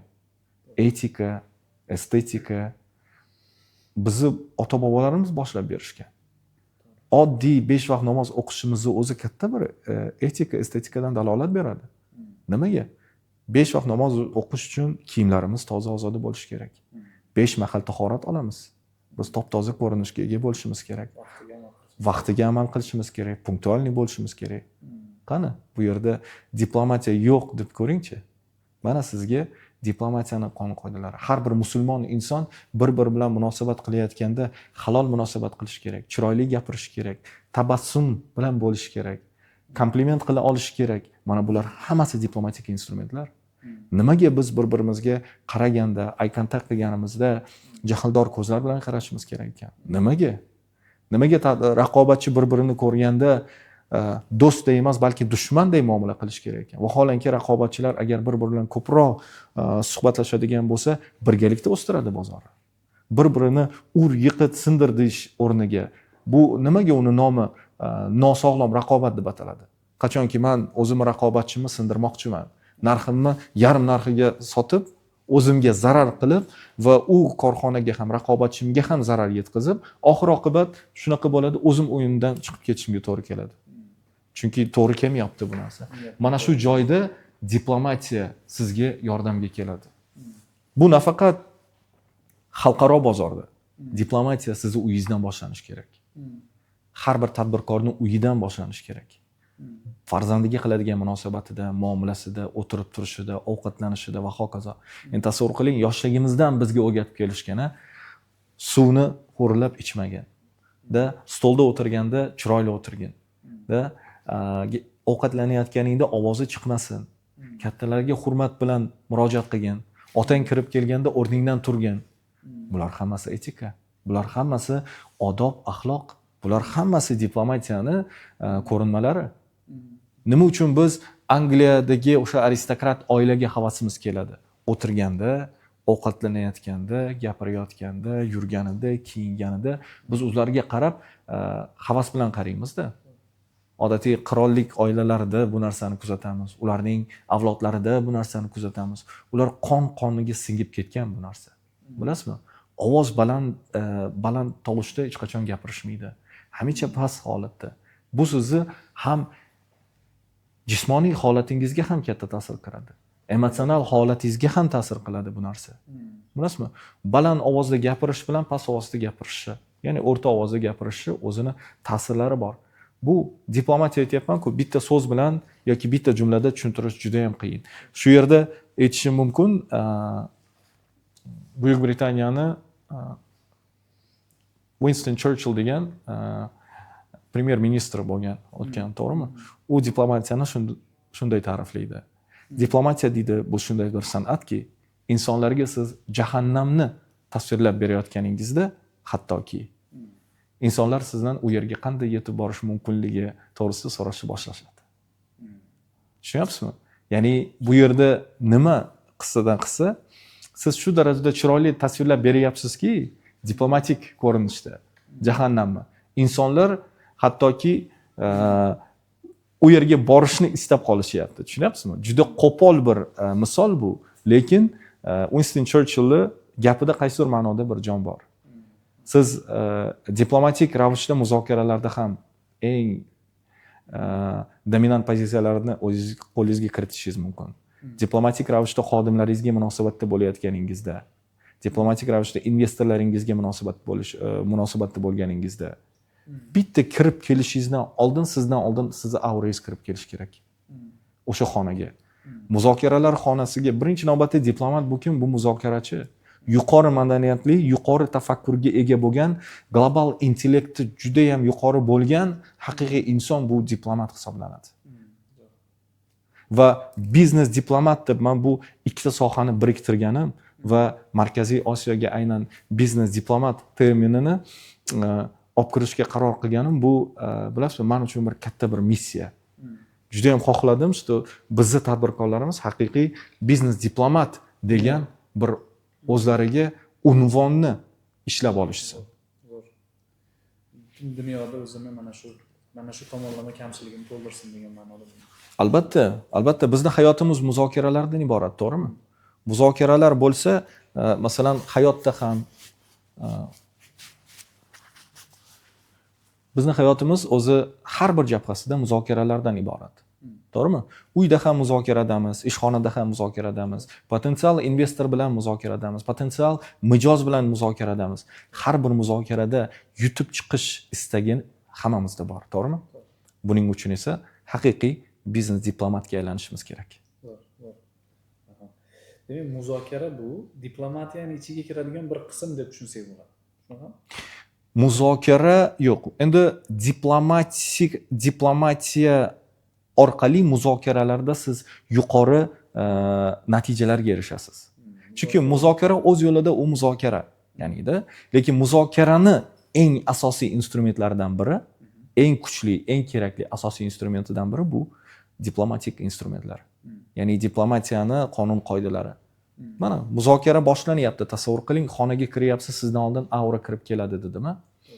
Bu nima degani? Kirib kelganingizdan keyin sizni ko'rinishingiz, sizni hattoki eshikni qanday yopib to o'sha muzokaralar stoliga yetib kelguningizga qadar o'sha siz opponentingizda ma'lum bir taassurotlar paydo bo'ladi. O'sha taassurotlarni opponentingiz o'sha taassurotlar asnosida sizga gapirishdan oldin o'zini ramkaga solib oladi. Tushunyapsizmi? Siz o'zingizni qanaqa podacha qilyapsiz? Samoprezentatsiya degan narsa bor. No verbal kommunikatsiya nuqtai nazaridan siz hali birorta so'z aytmasdan oldin, birorta jumlani aytmasdan oldin sizni ko'rinishingiz, o'tirishingiz, kirib kelishingiz, gapirib sizni samoprezentatsiyangizni qilib qo'yadi joyda. Bu no verbal kommunikatsiya nuqtai nazaridan. Kelib o'tirganingizdan keyin sizni verbal kommunikatsiya nuqtai nazaridan gapiradigan har bitta gapingiz, gapni nimadan boshladingiz, qanaqa tembrda, qanaqa intonatsiyada, umuman qaysi komplimentlarni ishlata oldingiz, joiz, nojoiz bo'lgan qaysi kalimalardan foydalandingiz. Bularning hammasi diplomatiya. Va ko'p hollarda biz aytamiz, bu inson qanaqa qilib bu darajada aurasi kuchli deymiz. Bu inson boshqachada deymiz ba'zi bir insonlarga qarab. Nimaga degan savolga sizga javob beradi aynan diplomatiya. Chunki bu inson diplomatiyani qonun qoidalarini juda ham yaxshi biladi. Biz siz tushunmaydigan ba'zi bir texnikalarni juda ham yaxshi tushunadi.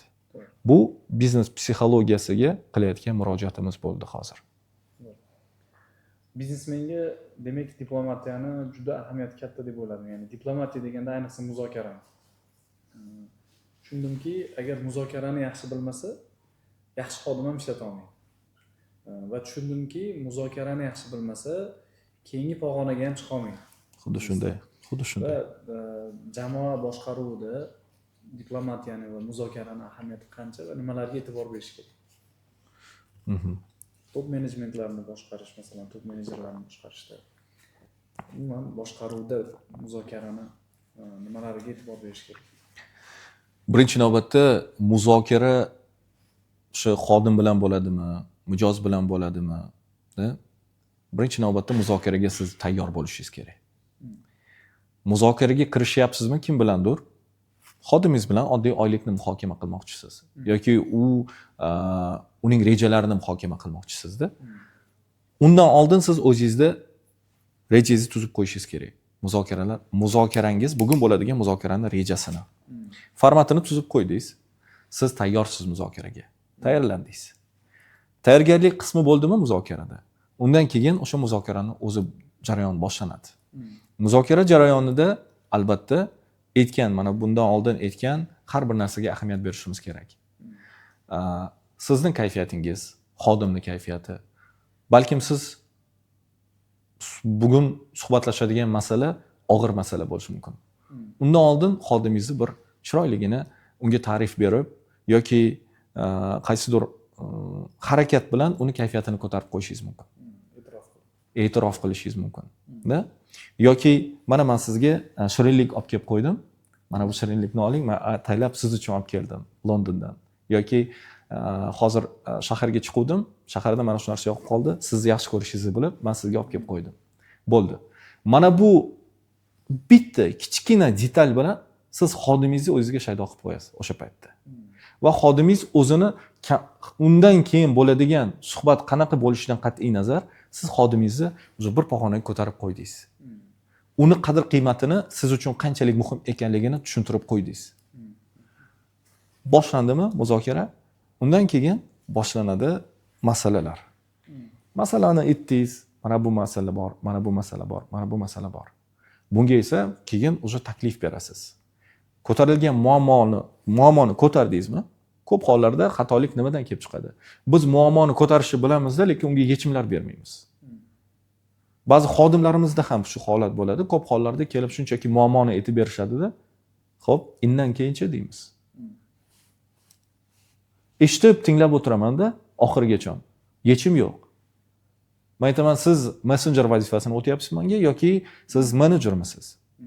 Menejer bo'lgandan keyin siz shunchaki messenjer vazifasini emas, balkim ishni hal qiluvchi vazifasini bajarishingiz kerak.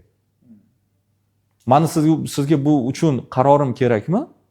Bo'lmasa taklif bilan keling hech bo'lmaganda. Mana bugungi kunda mana bu yechim bor, mana bu yechimga mana bu muammo bor, mana bu muammoga esa mana mana bu yechimim bor, B bu yechim, C mana bu yechim. Mana shu 3 ta yechimdan qaysi biri istiqbolliroq, to'g'riroq bo'ladi deb o'ylaysiz? Degan savol bilan murojaat qilsa, unda to'g'ri bo'ladi. Har bir xodimingizga albatta bugungi kunda hurmat bilan muomala qilish shart. U davrlar o'tib ketdi. SSR paytida mana bu o'sha paytda diktatura направлениясida ko'p o'sha davlat tizimi korxonalarga ham o'tib ketganda. Bugungi kunda biz stakeholder kapitalizm davridamiz. Stakeholder kapitalizmni mahsulotlari bo'lishimiz kerak ko'pchiligimiz. Ya'ni xodim ham sizdek inson. Uni ham orzulari bor. Uni ham o'ziga nisbatan qadr-qimmati bor. O'ziga nisbatan ishonch bor. Xodimingiz qanchalik o'ziga ishonchi yuqori bo'lsa, shunchalik ishda ham yaxshi ishlaydi. Shunchalik sizni chiroyli prezentovat qiladi boshqalar oldida. Tushunyapsizmi? Chunki sizni har bitta xodimingiz sizni ambasadoringiz hisoblanadi. Sizni yuzingiz hisoblanadi. Siz xodimingizni kimnidir oldiga jo'natasiz, agar u xodimingiz ham ko'rinish jihatdan, ham gapirish jihatdan, o'tirib turish, madaniyat jihatdan agar o'sha standartga javob bermasa, siz ham o'sha standartni bitta qurboniga aylanasiz qolasiz xolos. Shuning uchun ham biz juda ham ahamiyatli bo'lishimiz kerak har bitta xodimimizni hattoki kiyinish madaniyatiga. Bilasizmi? Qozonga yaqin yursang, ya'ni biz buni boshqacha aytamiz. Siz atirgulga yaqin yursang, ifori yuqadi deb o'zimcha boshqacha qilganman-da buni. Ya'ni pozitiv ma'noda. Ya'ni lider avvalambor o'zi shunaqa bo'lishi kerak. Ularga namuna bo'ladigan darajada, ham suhbatlashish madaniyatida, ham kiyinish madaniyatida, mayda-mayda instrumentlarni joy-joyida berib ketsangiz xodimingizni. Tasavvur qiling, korxonadagi ularning otasi o'sha korxonaning lideri hisoblanadi-da. O'sha korxonada rahbar lavozimida ishlayaptimi, biznes egasimi u o'sha xodimlar uchun farzanddek bo'ladi ko'p hollarda. Va ota agar to'g'ri instruksiyalarni bermasa, ota agar turtib turmasa, tanbeh berib turmasa diplomatik ravishda, uni shaxsiyatiga tegmagan holda unga kritikani beradigan bo'lsa, nazarimda maqsadga muvofiq bo'ladi. Shuning uchun ham biz xodimimizga juda ham e'tiborli bo'lishimiz kerak. Nafaqat bugungi kunda biz xodimimiz bilan qaysidir ma'noda, bilasizmi, chegarani ushlagan holda do'stlashishimiz kerak. Lekin subordinatsiyani yo'qotib qo'yish kerak emas. Chunki insonning psixologiyasi shunaqaki, u o'zimizniki qilib oladi. Можно deydi. Tushundingizmi? Уже tepaga chiqishni boshlaydi, уже boshingizga chiqishni boshlaydi, ertaga boshqacha xatti-harakatlar qiladi. Hurmat, izzat bo'lishi kerak, lekin subordinatsiya distansiyasi kamaymasligi kerak. Mana bu narsada menimcha shu muzokara qilish jarayonida ham mana shu narsalarga ahamiyat berilsa, inshaalloh maqsadga muvofiq bo'ladi. Ko'p rahbarlarda mana shu bittagina mana instrument beramiz, tizimni o'rgatamiz. Tushunib yetdimki, bitta muzokarada qiynalyapti. Sababi nima desa, Korоче, ertadan mana shu tizimda ishlalaring gapida. Unaqa tushuntirilmaydi. Men oldin bu joyga e'tibor bermasdim. Endi kurslarimizda ham harakat qilyapman. Muzokarada qanaqa qilib tushuntirib berishligigacha iloji yo'q gapirib berishga Aynan to'g'ri keladi. o'shalarni siz biznes diplomat loyihasiga jo'nating endi. Jo'natishim kerak. Bo'ldi. Chunki unda eng katta mavzu biznes diplomat loyihasida eng kattasi muzokara. Chunki muzokaralarning xillari juda ko'p, etaplari juda ko'p. Inson uni shunchaki bitta darsdan ololmaydi. Uni nazariya amal. U chunki xuddi shunday biznes psixologiya nuqtai nazaridan bu juda ham katta mavzuda o'zi aslida. To'g'ri aytasiz. Men aytamanki, baraka topib SSR davri tugadi. Xodimlarga buni qilmas. Buni qilsakmikan, shunaqa takliflar bor ekan, yo'q, bunaqa bo'lsa qilmaydinglar deydi. Gapimga kirmayapti-da, demak hurmat topmagansiz. Bizga ibrat bo'lishga eng arziydigan inson bu payg'ambarimiz sollallohu alayhi vasallam. Xuddi shunday kerak deb bilaman. Hayron qoladigan taassurotlar bor. Qanaqa desa, Amr ibn Os roziyallohu anhu tarixini bilamiz. Boshida musulmonlarga juda katta qarshilik qilgan inson. Oradan qanchadir muddat o'tib islomni qabul qilgan va shunaqangi bir xususiyat, nima deydi, holat paydo bo'lganki, men hadislarda bor, Amr ibn Os payg'ambarimiz sollallohu alayhi vasallam eng yaxshi ko'rgan inson men bo'lsam kerak degan fikr bilan, umid bilan so'ragan ekanlar. Birinchi Abu Bakr Siddiq roziyallohu anhu, keyin Umarni, keyin Usmonni, keyin Alini degandan keyin men pastga tushib ketib qolyapman, 5-inchisi bo'lib qolaveray deb turib qoldirgandan keyin so'ramagandan deydi. Shunda meni hayron qoldirgan narsa shuki, nahotki shuncha yil dushmanlik qilib yurib, endi lider shunaqa bo'lganmiki, birinchi o'rinda meni yaxshi ko'rsalar kerak degan xulosaga kelib qo'ygan. Mana bu liderlik. Haqiqatda tarixda ko'ramizki, jonini fido qiladigan darajada liderini yaxshi ko'rgan sahobalar. Maşallah. Mana shuni ko'pincha misol qilaman. Qanaqa qilib biz xodimimizga buni qil deymiz, birgalikda qilaylik yoki shuni qilsangmikin, nima deb maslahat berasizlar, shu yangilik bor ekan deb aytsak bo'ladi. Umuman olganda tushunib yetdimki, xodimi bilan muzokara qilishni bilmagan inson qanaqa qilib endi katta muzokaralar qiladi, qanaqa qilib dunyo miqyosida biznesni olib chiqadi. Demak, muzokarani o'rni katta ekan deyman. Va shu o'rinda samimiy tavsiya qilaman diplomatiyani, mana ham qadriyat nuqtai nazaridan, ham mana shu sohani dunyo miqyosida o'rgangan inson sifatida va bir necha yillik tajribali inson sifatida sizni ko'rdik va inshaalloh mana shu sohada men bir nechta videolaringizni ko'rib, bir-ikki oldingi mana tadbirlarda bo'lib, ana shu insonni men muzokara va diplomatiyada ustoz deb bilaman.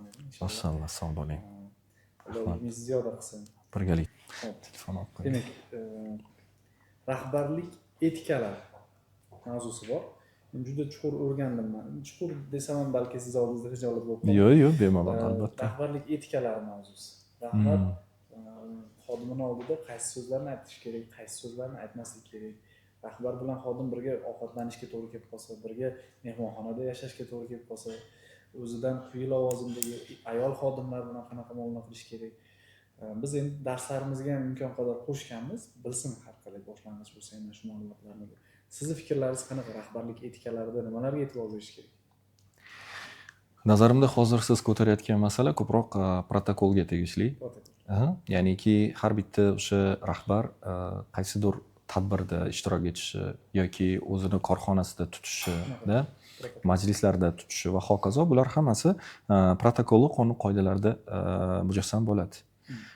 Va bu yerda biz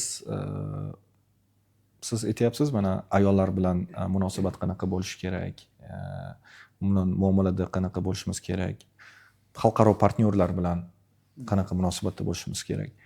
Men biznes diplomatiyada hamisha yana bir muhim mavzu bu global intellekt mavzusi to'g'risida ko'p gapiraman va xohlaymanki har bir tadbirkorimizda global intellekt rivojlanishini. Biz shu narsaga juda katta urg'u beramiz ko'p hollarda. Va global intellektning yana bir o'sha ichidagi bir intellektlardan biri, muhim intellektlardan biri bu cross cultural intelligence deydi, CQ, ya'ni madaniyatlar aro intellekt. Ya'ni madaniyatlarni to'g'ri tushunish intellekti. Bizni tadbirkorlarimiz, umuman bugungi zamondagi Markaziy Osiyodagi tadbirkorlar bu narsaga juda kam ahamiyat berishadi. umuman nazarga ilishmaydi desam to'g'ri bo'ladi. Nimaga? Madaniy farqlar bizga qanchalik zarar yoki foyda keltirishi mumkin. Bu pullik narsadan bizga gapiring deyishadi-da. Vaholanki madaniy farqlarni bilmasdan turib, tadbirkor bitta bir boshqa aytaylik o'sha Toshkentdan Andijonga borib o'zini mahsulotini sotaman desa, Andijonning mahalliy madaniy qonun qoidalarini tushunmaganligi natijasida kasodga uchrab qaytishi hech gap emas. Men xalqaroni hali gapirmayapman. Aytaylik Amerikaning korxonasi boradi Yaponiyaga.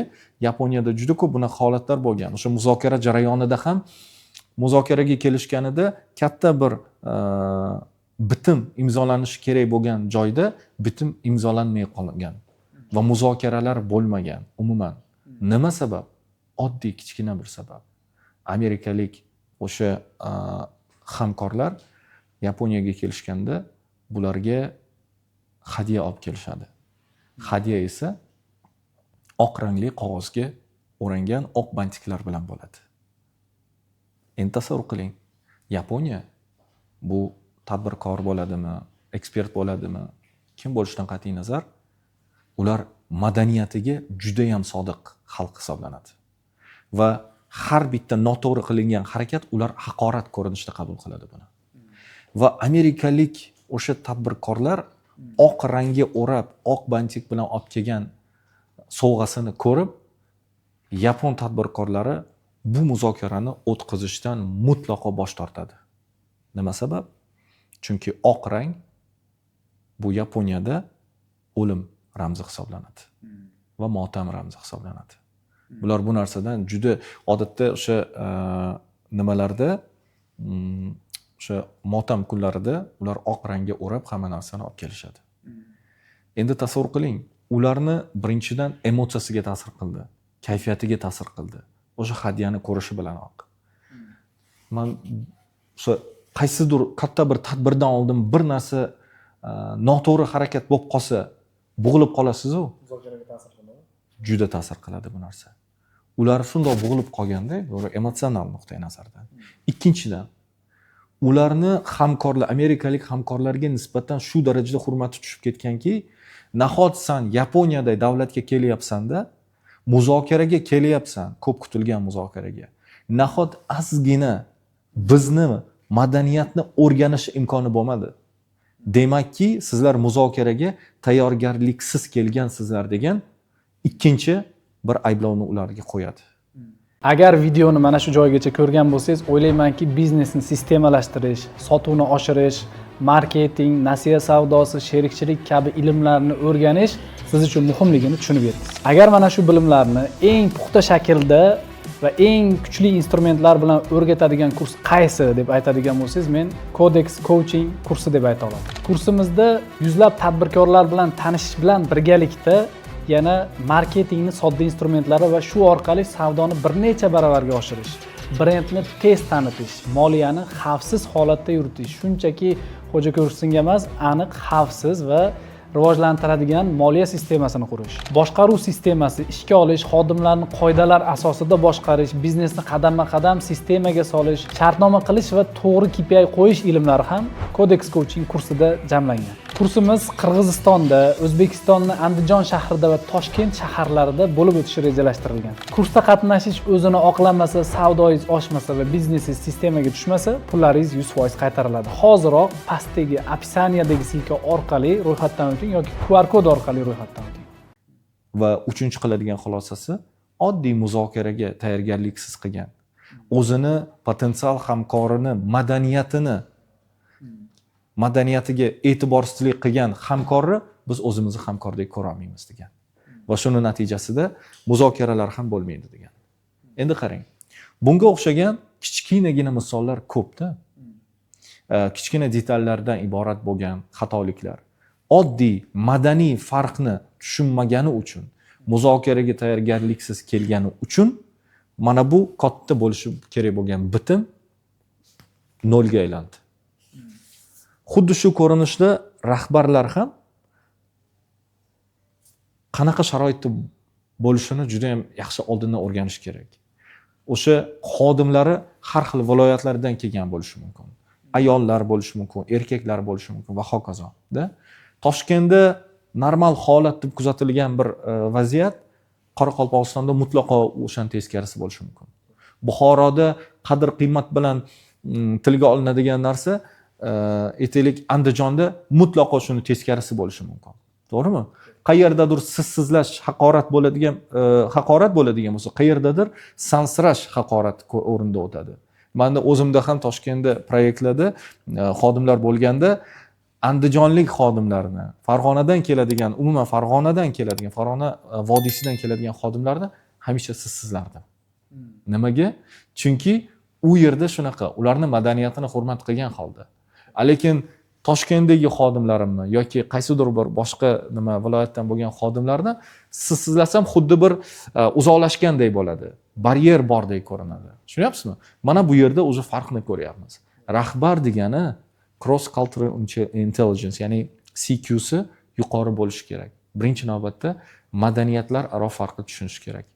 Ayol kishiga, erkak kishiga nisbatan bo'ladigan munosabatda. Ikkinchisi din nuqtai nazaridan. Albatta rahbar din savodxonligi bor bo'lishi kerak. Ayolga qanaqa munosabatda bo'lishi kerak va hokazo. Kim qayerda o'tirishi kerak. Protokol nuqtai nazaridan buni qonun qoidalari juda ko'p.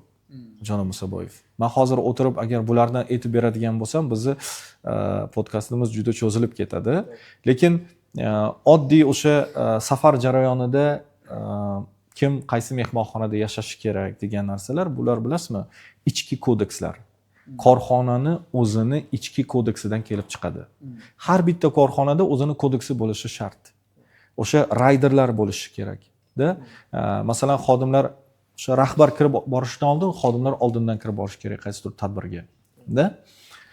Mehmonxona nuqtai nazaridan rahbar yashaydigan qavatda faqat uni yordamchisiga alohida xona o'sha yonma-yon bo'lishi kerak.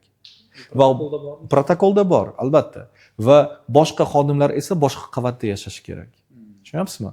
Shunga o'xshagan bir bu endi rahbarning darajasiga qarab, balkim o'sha rahbar hozir shunchaki lider vazifasini o'tayapti-da, hammaligi bitta joyda ham yashashligi mumkin.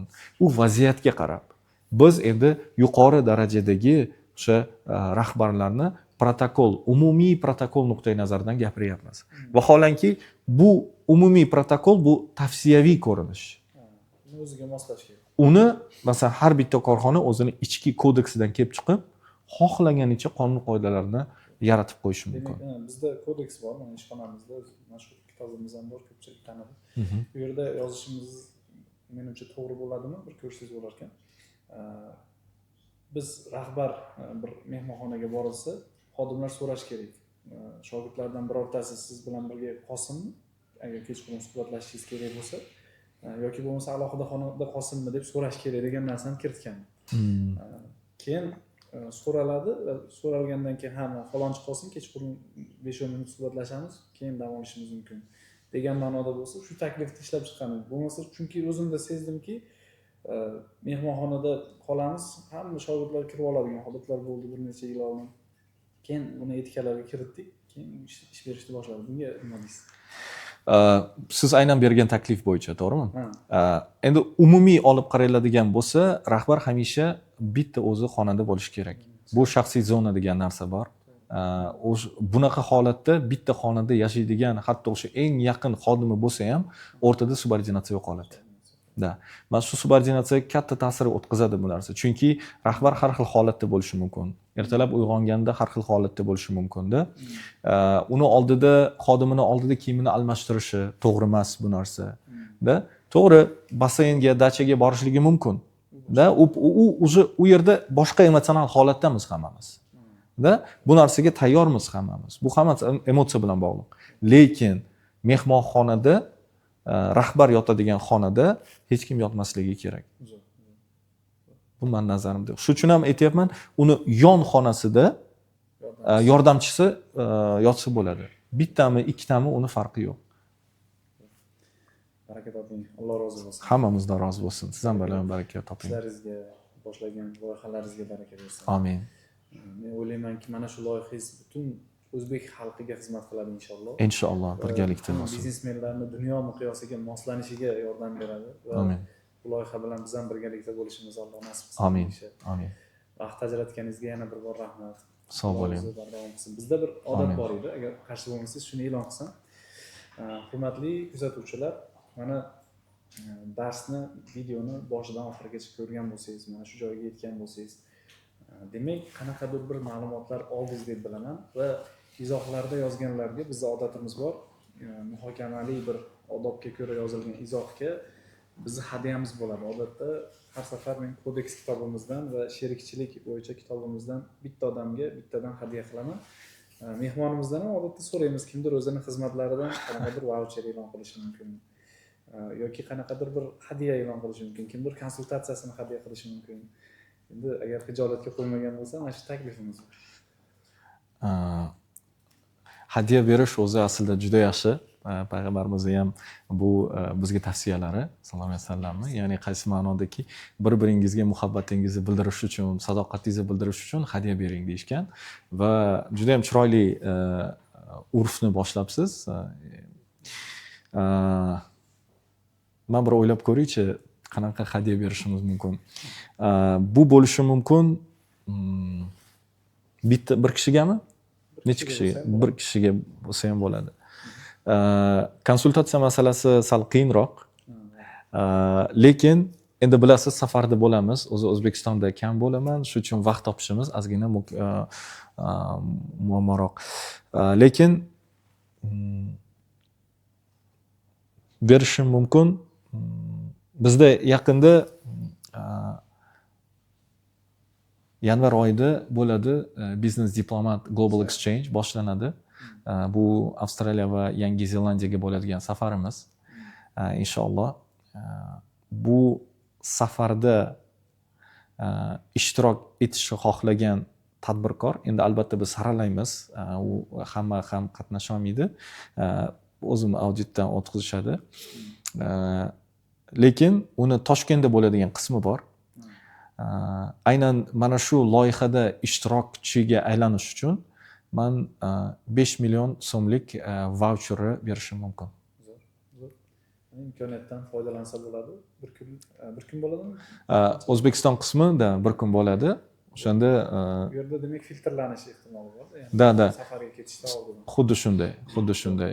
Da. Demak, chet el safarlariga chiqishdan oldin bir kunlik o'sha diplomatiya, muzokara mavzularida dars bo'ladi. Ana shu darsga 5 millionlik vaucher juda yaxshi imkoniyat. Izohlarda yozib fikringizni bildiringlar va mana shu loyihani qo'llab-quvvatlab yaqininglarga ulashinglar. Avvalo yaxshi niyatda foydali bo'lsin. Mana shu ilmlar ko'pchilikka yetib borsin. Biznesmenlarga, oddiy xalqimizga bo'lsin. Mana shu narsalarga hissa qo'shilsa, xursand bo'lardik. Yana bir bor rahmat. Salomat bo'ling. Uchun ham juda yaxshi insightlar oldim. Sog' bo'ling. Yana ham ko'proq bilimlaringizni olish kerak deb tushundim. Rahmat. Inshaalloh bir-birimizga ustozlik qilishimiz kerak hammamiz. Masalan, biz bir-birimizni to'ldirishimiz kerak hamisha. Shunda o'sish bo'ladi, jamiyatda ham o'sish bo'ladi. Sizni ham loyihangizga Alloh fayz barakot bersin, foydali qilsin, sizni kerakli qilsin jamiyatga iloyim. Hamisha sarbaland bo'ling. Kelganimdan xursandman. Sog' bo'linglar. Rahmat.